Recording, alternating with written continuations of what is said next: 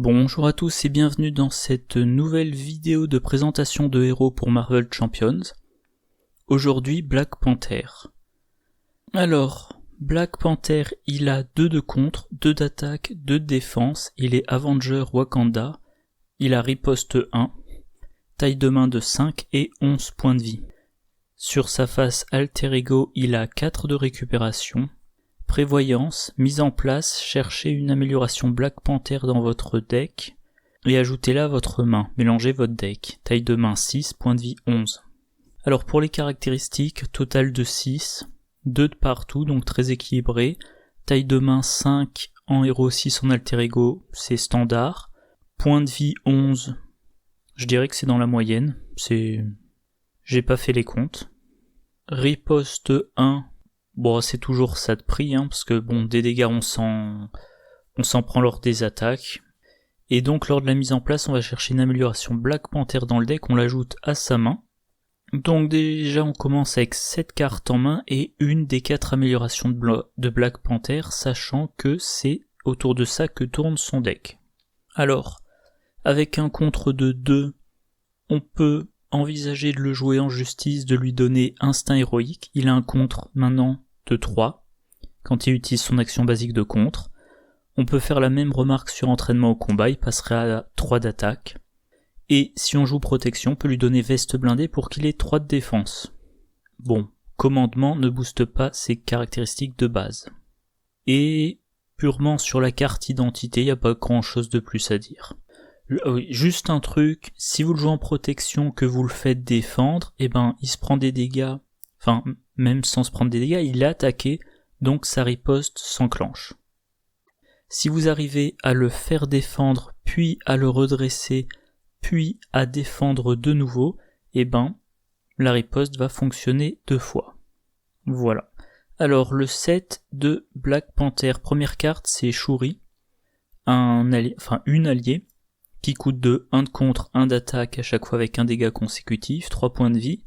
Réponse après que Shuri est entré en jeu, cherchez une amélioration dans votre deck et ajoutez-la à votre main, mélangez votre deck.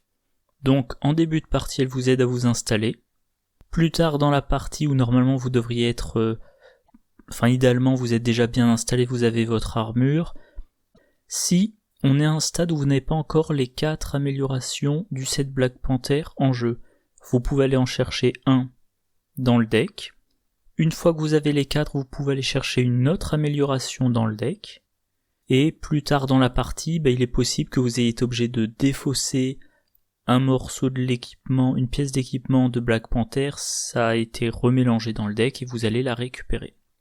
Alors concrètement, les améliorations qu'il y a. Alors, il y a donc, je disais, 4 améliorations de Black Panther, et sinon, en agressivité, il y a entraînement au combat, qui permet de donner plus 1 d'attaque à un joueur. Instinct héroïque qui donne plus 1 en contre. Ça c'est en justice. En commandement, il y a motivé, qui s'attache à un allié pour lui donner plus 1 de contre et plus 1 d'attaque. En protection, on a veste blindée pour plus 1 de défense à un joueur, mais aussi inébranlable, qui permet de redresser un héros qui vient de défendre. Ah oui, et en basique, on a persévérance, qui permet quand on dépense une ressource et qu'on défausse la carte de redresser le héros. Voilà, donc si vous jouez agressivité, justice ou commandement, vous aurez un type de carte que vous pourrez cibler. Pour entraînement au combat et instinct héroïque, vous pouvez en jouer qu'une copie sous votre contrôle. Les copies suivantes, soit vous les utilisez pas, soit vous les jouez sous le contrôle des autres joueurs. Bon, motivé, vous pouvez jouer une copie par allié. Si vous jouez en protection, vous avez la veste blindée. Pareil, une seule copie en jeu, mais vous avez aussi inébranlable, et là vous pouvez les accumuler en jeu. Et l'amélioration neutre, moi je la trouve quand même vachement faible. Carte suivante, connaissance ancestrale, c'est un événement qui coûte 1. Action d'alter ego, choisissez jusqu'à 3 cartes différentes dans votre pile de défausse et mélangez-les dans votre deck.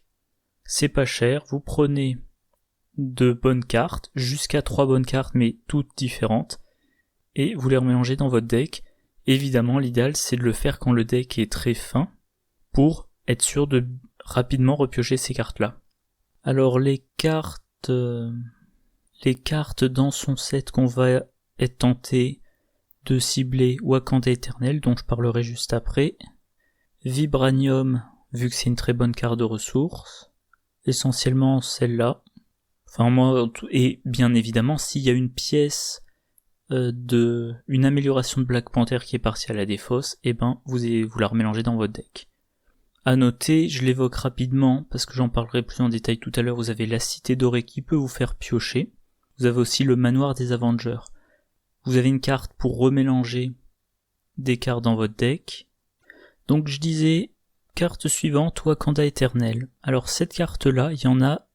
Ah oui, j'ai oublié de préciser, les 2 cartes précédentes, il n'y en avait qu'un exemplaire de chaque. Par contre, là, Wakanda Éternel, il y en a 5 exemplaires, mais les 5 exemplaires ne sont pas tout à fait identiques. Vous avez une copie, là sur le site je crois qu'il n'y a qu'une seule image.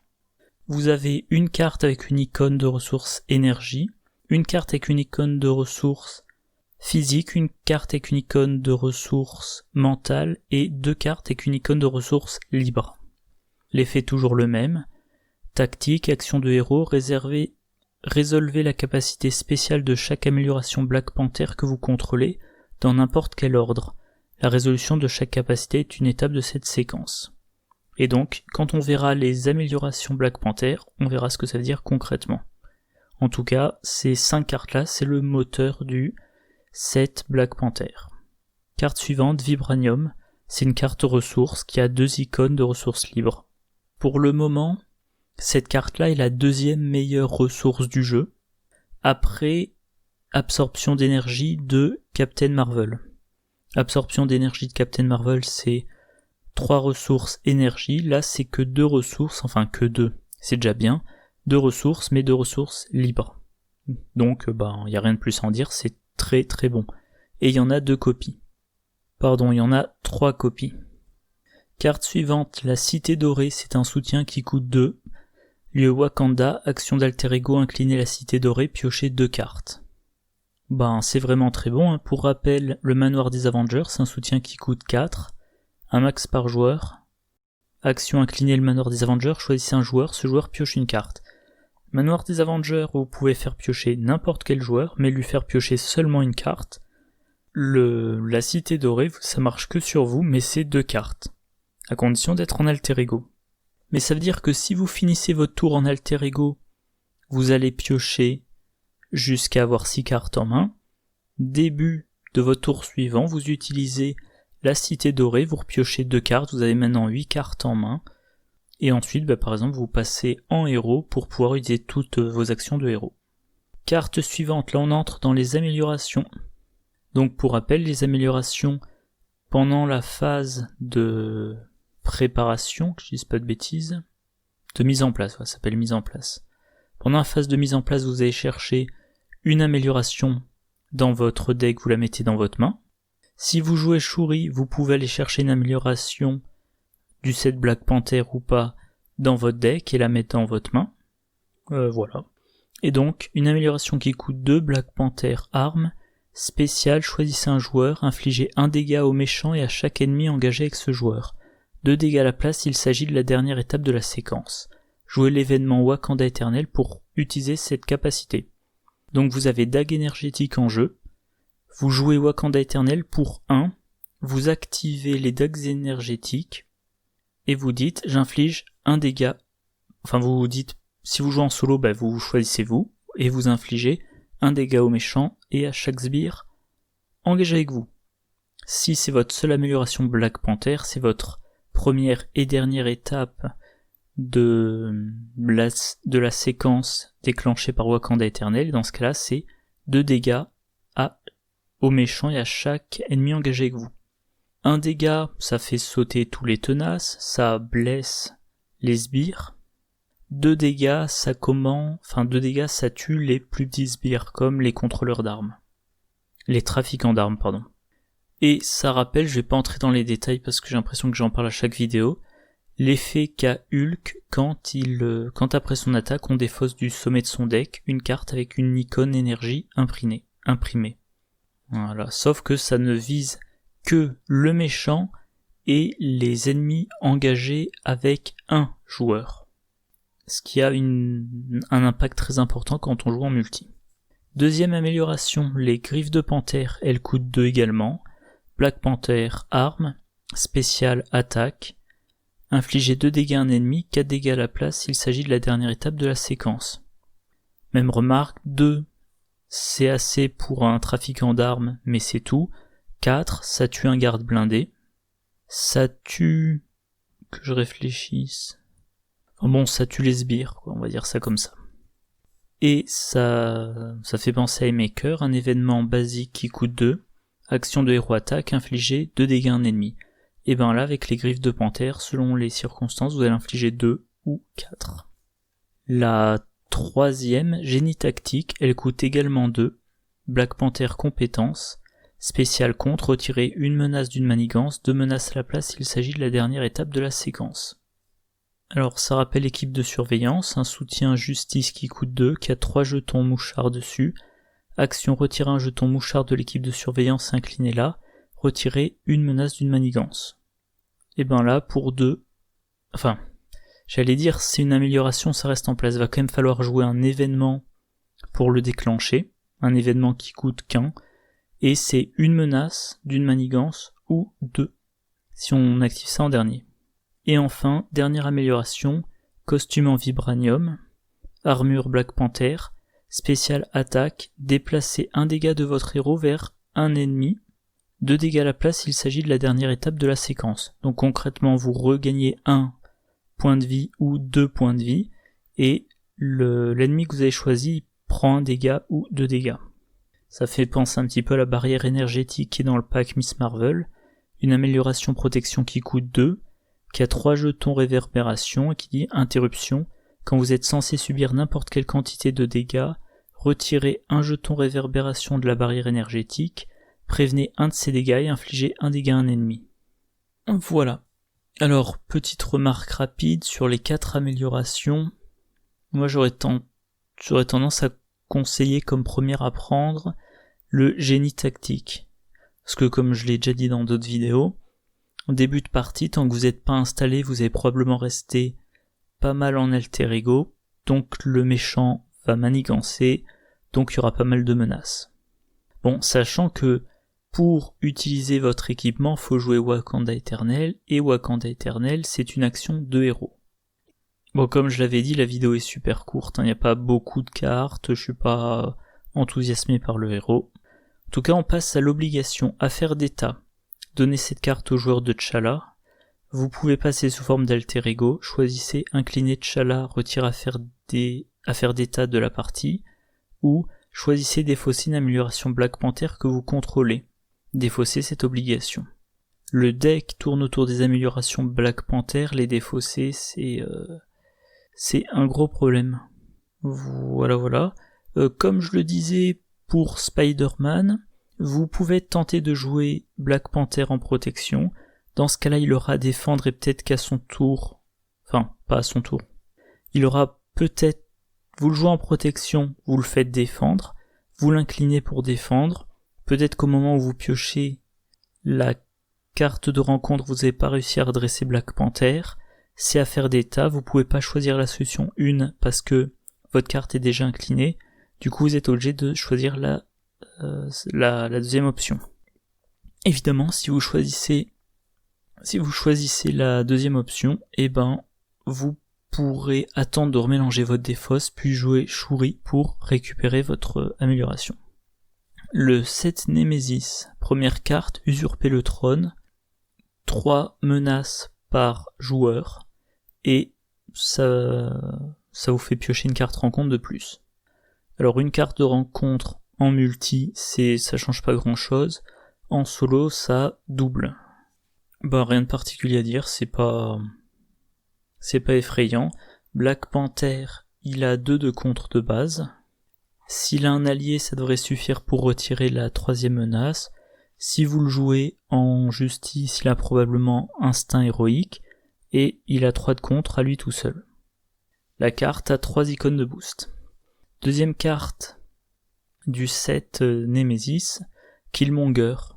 2 de manigance, 2 d'attaque, 5 points de vie. Killmonger ne peut pas subir de dégâts de la part des améliorations Black Panther. Autrement dit, vous allez devoir lui infliger des dégâts avec les alliés, les attaques basiques, les attaques fournies par les cartes de votre aspect. On pense bien sûr à Uppercut, un événement agressivité qui coûte 3. Action de héros attaque, infliger 5 dégâts à un ennemi. Ça suffit pour tuer Killmonger. Ou assaut implacable, un événement qui coûte 2. Action de héros attaque, infliger 5 dégâts à un sbire. Si vous avez utilisé une ressource physique pour payer cette carte, cette attaque gagne déferlement.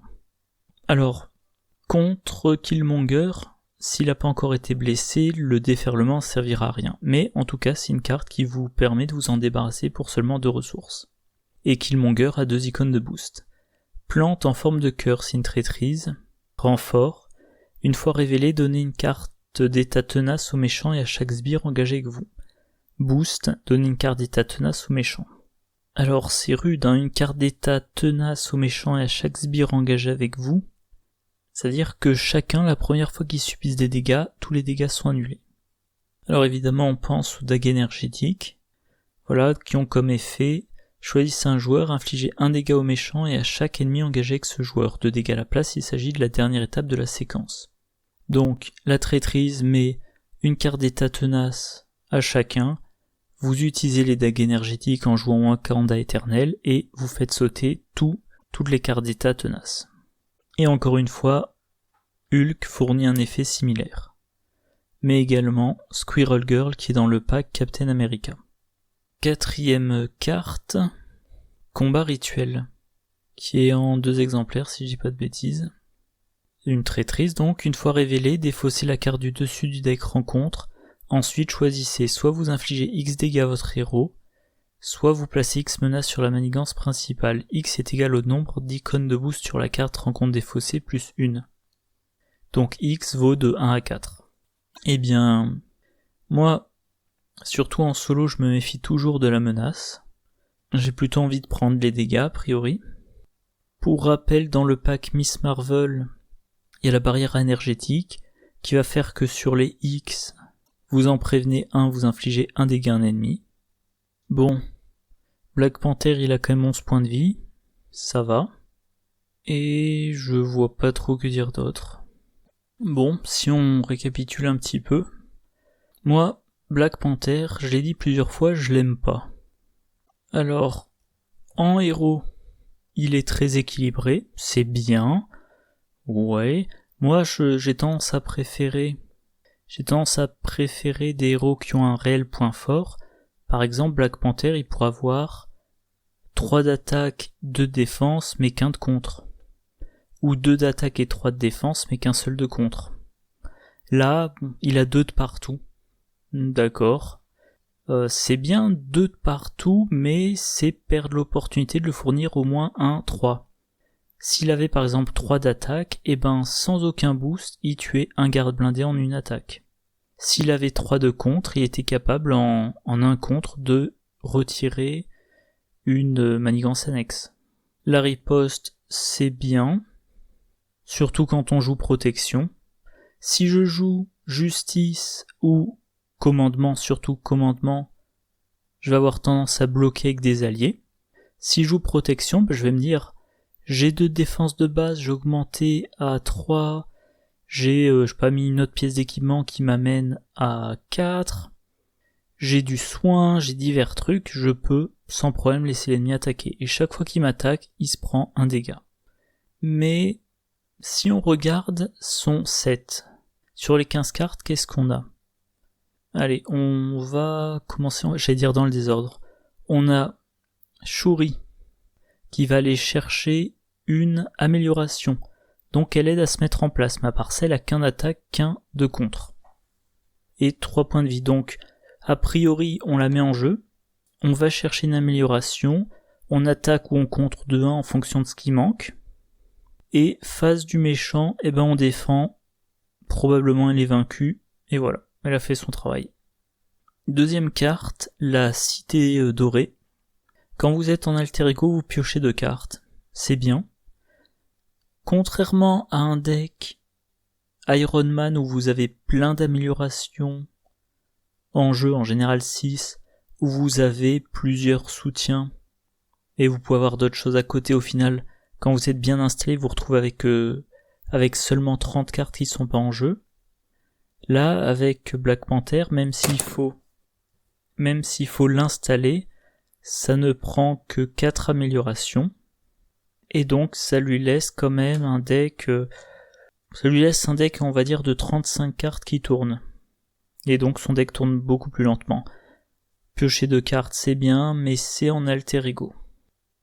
Alors, ça coûte que 2, donc si le début de partie est pas trop dur, surtout si vous jouez en duo ou en multi, que les autres gèrent le début de partie, vous pouvez le jouer en tout début de partie, et vous restez en alter ego, vous piochez, jusqu'à ce que vous ayez joué votre 4e amélioration. Ensuite, on a les 4 améliorations qui constituent son équipement. La première, c'est 1 dégât au méchant et 1 à chaque ennemi engagé avec vous, ou 2 si c'est la dernière étape. La deuxième, c'est 2 dégâts à un ennemi, ou 4 si c'est la dernière étape de la séquence. La troisième, c'est moins une menace d'une manigance, ou 2 si c'est la dernière étape. Et enfin, la dernière, déplacer 1 dégât de votre héros vers un ennemi, ou 2 si c'est la dernière étape. Donc, si vous avez un ennemi puissant, mettons, il y a MODOK. Non, je vais pas prendre cet exemple parce que MODOK il a riposte 2. Vous avez un sbire en jeu qui a, mettons, 6 points de vie.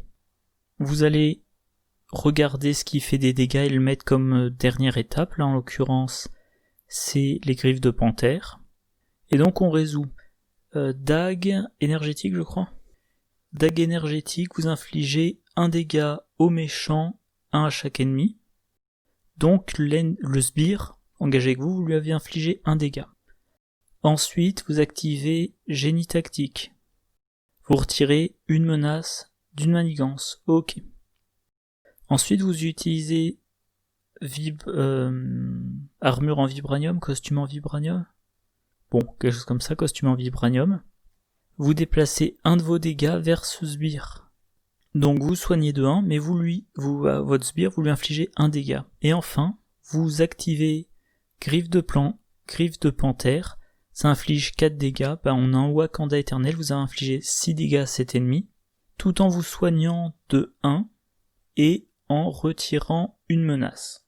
Alors, vous avez aussi 3 copies de vibranium pour payer tout ça, ce qui veut dire qu'à l'heure actuelle, dans votre deck, vous allez avoir les 3 ressources basiques, les 3 vibranium, 2 copies de la carte le pouvoir 2, a priori, et donc ça vous fait 8 cartes ressources. Ça vous fait 1 carte sur 5. Et il me semble que Captain Marvel, elle en a 7. Voilà. Vous avez... Non, j'ai pas les noms en français sous la tête. Machin ancestral. Connaissance ancestrale. Qui va vous permettre de recruter 3 cartes différentes dans votre défausse et de les mélanger dans le deck. Donc voilà, connaissance ancestrale, ça va être pour reprendre un Wakanda, le remélanger dans le deck, prendre aussi un vibranium et prendre une autre carte intéressante. Et au final, il y a ces 5 copies de Wakanda éternel dont le but est d'activer les 4 améliorations. Donc vous avez, schématiquement, 4 cartes qui font le deck, les 4 équipements de Black Panther. Vous avez 5 cartes pour payer les 4 cartes précédentes, ça vous fait 9. Vous avez 3 doubles ressources libres pour payer tout ça. Et il vous reste plus que 3 cartes.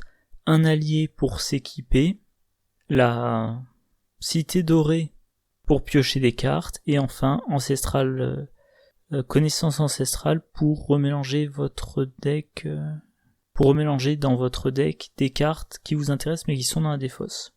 Et du coup, c'est pour ça que moi, chaque fois je le dis, j'ai pas d'opinion tranchée sur son efficacité, ça fait longtemps que je l'ai pas joué, mais je le trouve pénible, je le trouve chiant à jouer. Au moins, Iron Man, je trouve qu'on a la montée en puissance progressive. On a un équipement, Si on passe en héros, on a une taille de main ridicule. On fait pas grand chose, mais ensuite on passe à 2 équipements, 3 équipements. Une fois qu'on a 6 équipements, on a une taille de main de 7 en héros. Autre chose, les équipements d'Iron Man, il n'y a pas de trucs compliqués pour les activer. Il y a simplement qu'ils sont plus ou moins efficaces selon qu'on a ou pas le trait aérien. Et voilà. Que dire d'autre ? Entre les 4 améliorations indispensables, les 5 Wakanda éternels, qui sont indispensables pour tirer avantage des améliorations, moi ça me donne envie d'essayer de faire un deck qui pioche au maximum. Ça veut dire Manoir des Avengers, ça veut dire Nick Fury, qui quand il arrive en jeu fait piocher 3 cartes, mais bon, ça Nick Fury actuellement je le mets dans tous mes decks. Et pourquoi pas aussi Maria Hill, si on joue commandement, qui, une alliée qui est 2-2-1-2, et qui fait piocher une carte à chaque joueur quand elle arrive en jeu. Et je ne vais pas ce coup-ci vous faire de liste de decks parce que j'en ai pas sous la main, j'ai que des trucs très vieux. J'ai pas joué le héros depuis longtemps, donc je pense pas que je serais capable de faire une liste de decks potable. Et je préfère faire des listes de decks qui m'enthousiasment plutôt que et essayer de les faire bien, plutôt que là bricoler à la va-vite une mauvaise liste, parce que le héros ne m'enthousiasme pas. Bon voilà, c'est tout pour aujourd'hui. Alors, les prochaines vidéos. Je sais pas si j'en avais parlé sur la chaîne. J'avais posé des questions aux personnes qui font la traduction en français sur ArkhamDB. Ils m'ont donné des indications sur comment, a priori, faire la traduction pour Marvel CDB. Je vais tester ce soir. Si tout se passe bien, je devrais être en mesure de mettre en ligne les traductions. Bon, ensuite, il faudra que je fasse les traductions. Donc c'est pas pour tout de suite, mais si tout fonctionne, j'espère bien pouvoir mettre toutes les cartes joueurs et peut-être même toutes les cartes rencontres en VF. Mais par contre, comme j'ai toujours pas les packs Thor, Captain America et Miss Marvel, pas de vidéo sur ces packs-là tant que je les ai pas joués. Comme je ne pense pas dans l'immédiat faire de vidéos sur les packs de scénario, rien sur le Bouffon Vert, rien sur les Démolisseurs. Les packs plus récents, à savoir Black Widow et Doctor Strange, j'attends d'avoir fait les 3 premiers. Pour Hulk, même remarque. Pour la boîte, l'avènement de Crâne Rouge, je voulais la précommander, elle était en précommande dans ma boutique locale pendant 4 jours, quelque chose comme ça, et elle est indisponible. La dernière fois que j'ai regardé, je vais vérifier tout de suite, il n'y avait pas de réimpression annoncée. Moi j'ai pas envie de me casser la tête, de me lancer dans une course au trésor de toutes les boutiques francophones pour savoir où je peux la voir. Et du coup, je vais devoir l'attendre probablement un certain temps. Donc je regarde, non, pas annoncé. Et les 3 premiers packs que j'ai pas encore réussi à commander, mais Thor réimpression prévue pour le 3e trimestre, Captain America et Miss Marvel réimpression prévue pour le 4e trimestre. Et entre-temps, Kang le Conquérant sera sorti, et je pourrai jouer la boîte l'avènement de Crâne Rouge, j'ai l'impression uniquement début 2021. Et j'espère que d'ici début 2021, FFG aura augmenté le volume de ses tirages. Alors, Horreur à Arkham. J'ai pocheté les 2 derniers packs de la campagne Les Dévoreurs de Rêves. J'ai pocheté le Dévoreur de toutes choses. Je vais précommander le renouveau de la civilisation oubliée, mais je le recevrai qu'en septembre. Les 5 packs de héros, qui a priori devraient sortir le 28 août, je les précommanderai, mais je m'en préoccuperai pas avant septembre, probablement. Horreur à Arkham, le scénario indépendant, je vais le précommander, pareil, je l'aurai en septembre. La conspiration d'Innsmouth, c'est prévu pour 3e trimestre. Bref, tout ça, visiblement, ça sera pour septembre. Du coup, les prochaines vidéos concernant Arkham, je pense que ça sera une liste de decks solo pour jouer sur la campagne le retour de la route de Carcosa. Je pense, parce que j'en ai vraiment envie, je pense faire un deck Mintifan. J'adore cette investigatrice, j'allais dire héros. J'adore cette investigatrice. J'ai envie de la tester en solo, sur une campagne que je connais bien. Donc une vidéo sur le deck, si tout se passe bien, 8 vidéos sur les 8 scénarios. En partant du principe que j'arriverai à jouer les 8 scénarios. Et... ah oui, j'ai toujours pas fait la vidéo sur la tisseuse du cosmos. Ça, on verra quand je pourrai le faire. Et puis sinon, si je n'ai pas de vidéo de déballage, de vidéo de deck à faire, je ferai d'autres vidéos de parties d'Arkham. Et je sais pas si j'aurai d'autres jeux à présenter. Là, je découvre en solo Onirim, j'y avais joué une fois en duo. C'est sympathique. Si j'arrive à gagner une partie, j'envisagerai de filmer. Mais à part ça, tiens, peut-être une partie de vendredi. Et puis pour le reste, je verrai. Pareil, peut-être une partie d'une des versions de Pandémie. Bon, on verra quand ça se présentera. En attendant, je vous souhaite une bonne journée, une bonne soirée, de bonnes parties, je vous dis à la prochaine. Au revoir.